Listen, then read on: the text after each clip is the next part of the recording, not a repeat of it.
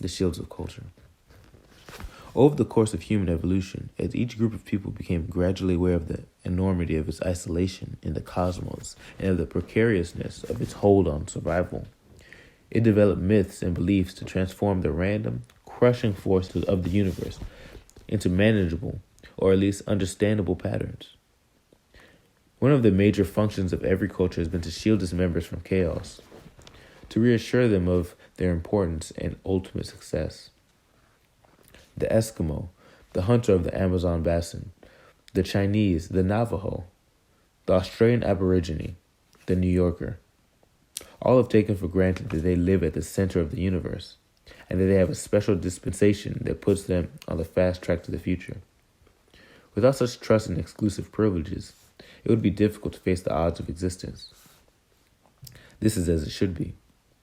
But there are times when the feeling that one has found safety in the bosom of a friendly cosmos becomes dangerous. An unrealistic trust in the shields and the cultural myths can lead to equally extreme delusion when they fail. This tends to happen whenever a culture has had a run of good luck, and for a while seems to indeed have found a way of controlling the forces of nature. At that point, it is logical for it to begin believing that it is a chosen people who need no longer fear any major setbacks. The Romans reached that juncture. After several centuries of ruling the Mediterranean, the Chinese were confident of their immutable superiority before the Mongols' conquest, the Aztecs before the arrivals of the Spaniards. This cultural hubris, or overweening presumption about what we are entitled to from the universe, that is basically insensitive to human needs, generally leads to trouble. The unwarranted sense of security sooner or later results in a rude awakening.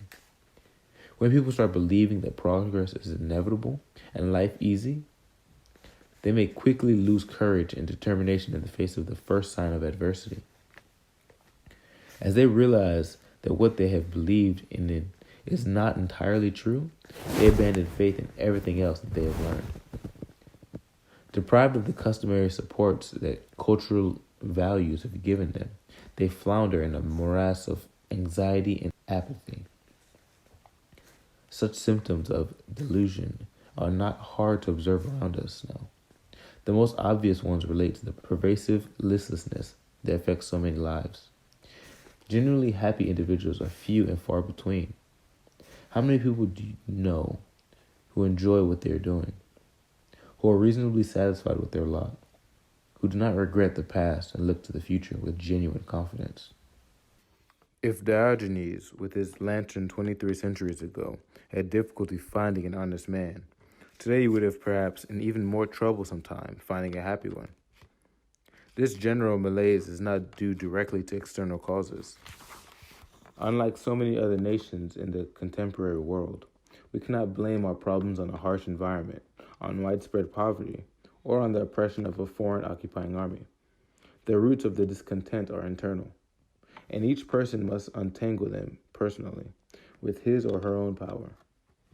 The shields that have worked in the past, the order that religion, patriotism, ethnic tradition, and habits instilled by social classes used to provide, are no longer effective for increasing numbers of people who feel exposed to the harsh winds of chaos.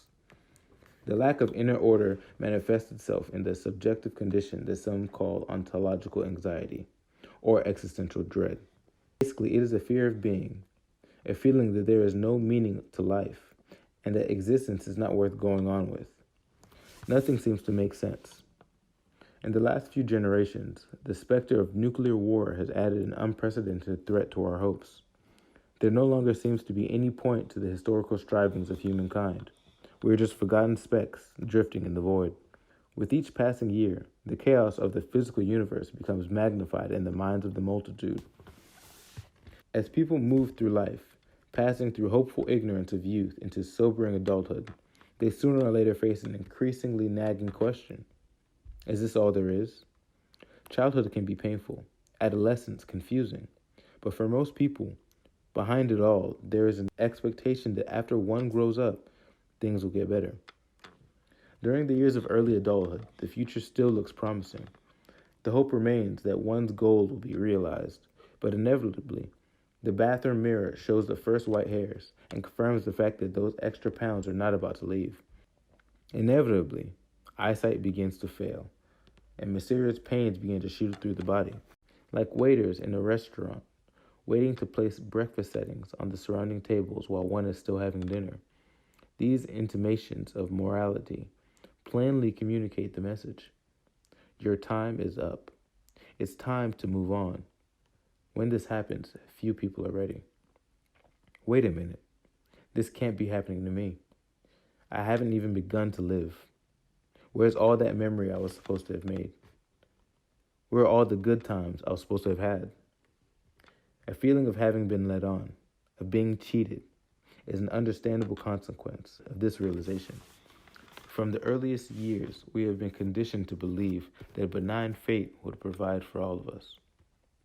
After all, everyone seems to agree that we had the great fortune of living in the richest country that ever was, in the most scientifically advanced period of human history, surrounded by the most efficient technology, protected by the wisest constitution. Therefore, it made sense to expect that we would have a richer, more meaningful life than any earlier members of the human race. If our grandparents, living in that ridiculously primitive past, could be content, just imagine how happy we could be. Scientists told us this was so. It was preached from the pulpits of churches, and it was confirmed by thousands of TV commercials celebrating the good life. Yet, despite all these assurances, sooner or later we wake up alone, sensing that there is no way this affluent, scientific, and sophisticated world is going to provide us happiness. As this realization slowly sets in, different people react to it differently. Some try to ignore it and renew their efforts to acquire more of the things that were supposed to make life good. Bigger cars, homes, more power on the job, a more glamorous lifestyle. They renew their efforts, determined still to achieve the satisfaction that up until then had eluded them. Sometimes this solution works, simply because one is so drawn into the competitive struggle that there is no time to realize that the goal had not come any closer. But if a person does take the time out to reflect, the disillusionment returns. After each success, it becomes clear that money, power, status, and possession do not, by themselves, necessarily add one iota to the quality of life. Others decide to attack directly the threatening symptoms. If it is a body going to seed that rings the first alarm, they will go on diets, join health clubs, do aerobics, buy a Nautilus, or undergo plastic surgery. If the problem seems to be that nobody pays much attention, they buy books about how to get power or make friends. No matter how much energy we devote to its care, the body will eventually give out. If we are learning to be more assertive, we might inadvertently alienate our friends. If we devote too much time on cultivating new friends, we might threaten relationships with our spouse and family. There are just so many dams about to burst and so little time to tend to it all. Daunted by the futility of trying to keep up with all the demands they cannot possibly meet, some will just surrender and retire gracefully into relative oblivion. Following Candide's advice, they will give up on the world and cultivate their little gardens. They might dabble in genteel forms of escape, such as developing a harmless hobby or accumulating a collection of abstract paintings or porcelain figures. Or they might lose themselves in alcohol or the dream world of drugs. While exotic pleasures and expensive recreation temporarily take the mind off the basic question, is this all there is? Few claim to have ever found an answer that way. Traditionally, the problem of existence has been most directly confronted through religion, and an increasing number of the disillusioned are turning back to it, choosing either one of the standard creeds or a more esoteric Eastern variety. But religions are only temporarily successful attempts to cope with the lack of meaning in life. They are not permanent answers. At some moments in history, they have explained convincingly what is wrong with the human existence and have given credible answers. From the 4th to the 8th century of our era, Christianity spread throughout Europe, Islam rose in the Middle East, and Buddhism conquered Asia. For hundreds of years, these religions provided satisfying goals for people to spend their lives pursuing, but today it is more difficult to accept their worldviews as definitive. The form in which religion has presented their truth, myths, revelations, holy text, no longer compels belief in an era of scientific rationality. Even though the substance of the truth may have remained unchanged, a vital new religion may one day rise again. In the meantime, those who seek consolation in existing churches often pay their peace of mind with tacit agreement to ignore a great deal of what is known about the way the world works. The evidence that none of these solutions is any longer very effective is irrefutable. In the heyday, its material splendor, our society is suffering from an astonishing variety of strange ills. The profits made from the widespread dependence on illicit drugs are enriching murderers and terrorists.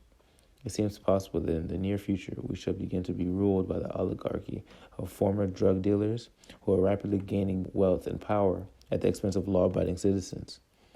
In our sexual lives, by shedding the shackles of hypocritical morality, we have unleashed destructive viruses upon each other.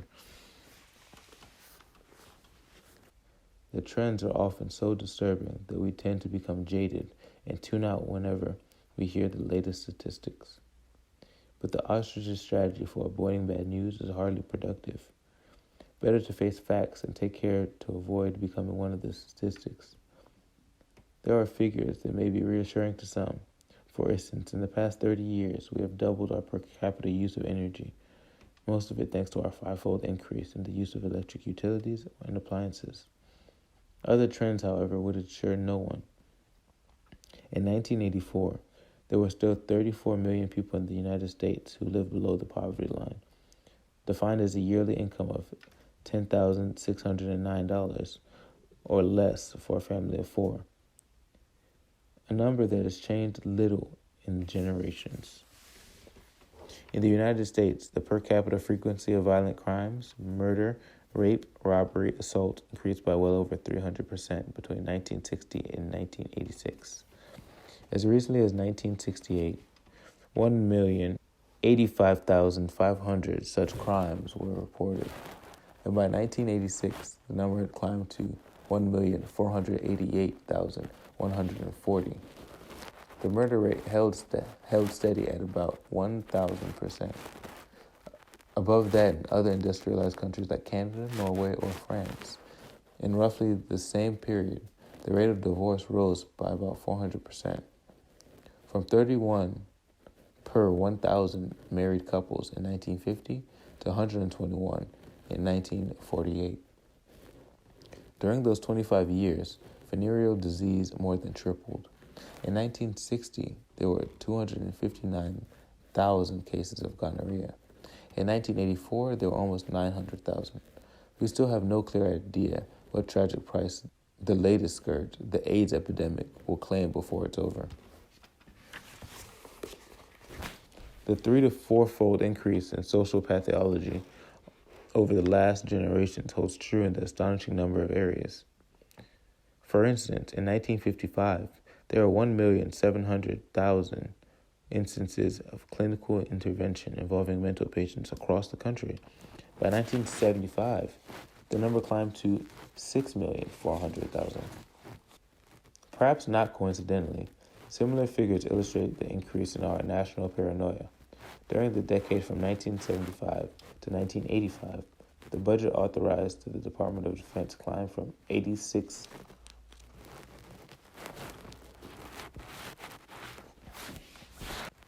Perhaps not coincidentally, similar figures illustrate the increase in our national paranoia. During the decade from 1975 to 1985, the budget authorized to the Department of Defense climbed from $87.9 billion a year to $284.7 billion, more than a threefold increase. It is true that the budget of the Department of Education also tripled in the same period, but in 1985, this amounted to only $17.4 billion. At least as far as the allocation of resources is concerned, the sword is about 16 times mightier than the pen. The future does not look much rosier. Today's teenagers show the symptoms of malaise that ails their elders, sometimes in even more virulent forms. Fewer young people now grow up in families where both parents are present to share the responsibilities involved in bringing up children. In 1960, only 1 in 10 adolescents are living in one-parent families. By 1980, the proportion had doubled, and by 1990, it is expected to triple. In 1982, there were over 80,000 juveniles, average age 15, committed to various jails. The statistics on drug use, the venereal disease, disappearance from home, and unwedded pregnancy are all grim, yet probably quite short of their mark. Between 1950 and 1980, teenage suicides increased about 300%, especially among white men in the more affluent cases. Of the 29,253 suicides reported in 1985, 1,339 were white boys in the 15 to 19 age range. 4 times fewer white girls of the same age killed themselves, and 10 times fewer black boys. Young blacks, however, more than catch up in the number of deaths from homicide. Last but not least, the level of knowledge in the population seems to be declining everywhere. For instance, the average math score on the SAT test was 466 in 1967. In 1984, it was 426. A similar decrease has been noted in the rural scores, and the dirge-like statistics can go on and on. Why is that? Despite having achieved previously undreamed of miracles of progress, we seem more helpless in facing life than our less privileged ancestors were. The answer seems clear. While humankind has collectively had an increase in its material power 1,000-fold, it has not advanced very far in terms of improving the context of experience.